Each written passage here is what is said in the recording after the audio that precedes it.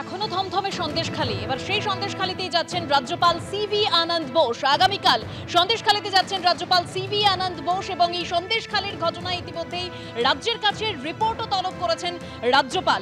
কেরল সফর কাটছাঁট করে রাজ্যে ফিরছেন রাজ্যপাল। কেন্দ্রীয় সশস্ত্র পুলিশ বাহিনীর সঙ্গে কথা রাজ্যপাল সিভি আনন্দ বোসের। আরো বিস্তারিত তথ্য জানবো, আমাদের প্রতিনিধি রুমা পাল আমাদের সঙ্গে রয়েছেন। রুমা, দেখো একদমই তাই, কেরলের সফর কাটছাঁট করে তিনি ফিরছেন এবং কাল সকাল 8:30টায় কলকাতায় ফিরবেন এবং এরপরই কিন্তু সন্দেশখালীর উদ্দেশ্যে রওনা দেবেন।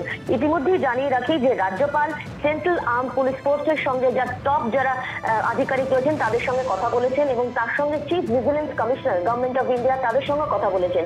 একটা কথা বলে রাখি যে কালকে যখন বিরোধী দলনেতা রাজভবনে গিয়েছিলেন তিনি কিন্তু একেবারে আলটিমেটাম দিয়েছিলেন, হুঁশিয়ারি দিয়েছিলেন বলা যেতে পারে যে রাজ্যপালকে সন্দেশখালীতে যেতে হবে, তা না হলে তারা কিন্তু সোমবার সকলে মিলে সেখানে 144 ধারা যে জারি করা আছে সেখানে কিন্তু ভঙ্গ করবেন।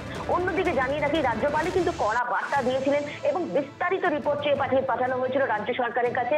সেই সুবাদে বলা যেতে পারে যে কেরলের সফর কাটছাঁট করে তিনি রাজ্যে ফিরছেন এবং কলকাতায় ফেরার পরই কালকে সকাল 8:30টা নাগাদ ফিরবেন, এমনটাই রাজভবন সূত্রে খবর। এবং তারপরে কিন্তু সন্দেশখালীর উদ্দেশ্যে তিনি রওনা দেবেন এবং আবারও কিন্তু গভর্নরের তরফ থেকে রাজ্যপালের তরফ থেকে বলা হয়েছে যে যেভাবে বাংলায় হিংসা এবং দুর্নীতি এই দুটোর বিরুদ্ধে রুখে দাঁড়ানোই একমাত্র লক্ষ্য, তেমনটাই কিন্তু তিনি বার্তা দিয়েছেন আবারও।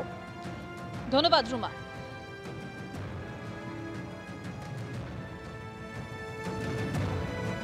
আমরা জানি গতকালই শুভেন্দু অধিকারী, বিরোধী দলনেতা শুভেন্দু অধিকারী তিনি 24 ঘন্টার ডেডলাইন বেঁধে দিয়েছিলেন। রাজ্যপালের সন্দেশখালী যাওয়ার দাবি করেছিলেন। তিনি কি বলেছিলেন গতকাল তিনি শোনাবো। আমরা দাবি করছি এলাকায় কালকের মধ্যে পৌঁছান, 144 প্রত্যাহারের ব্যবস্থা করুন, ইন্টারনেট চালু করুন। মমতা পুলিশ ফেল করলে সেন্ট্রাল ফোর্স ডিপ্লয়মেন্ট করে জনগণের মানবাধিকার এবং তাদের যে সংগঠিত মানুষের যে রোষ আন্দোলন তাকে কোনোভাবে সরকারি ক্ষমতা দিয়ে পদদলিত করতে বিজেপি দেবে না।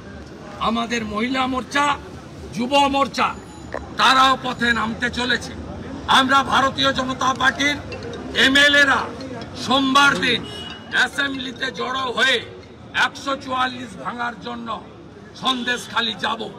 আমরা রাজ্যপালকে 24 ঘন্টা টাইম দিয়ে গেলাম। কালকের মধ্যে যদি পিস রেস্টোর না করেন, এসসি এসটিদের প্রোটেকশন না দেন, সোমবার আমরা 144 ভাঙবো।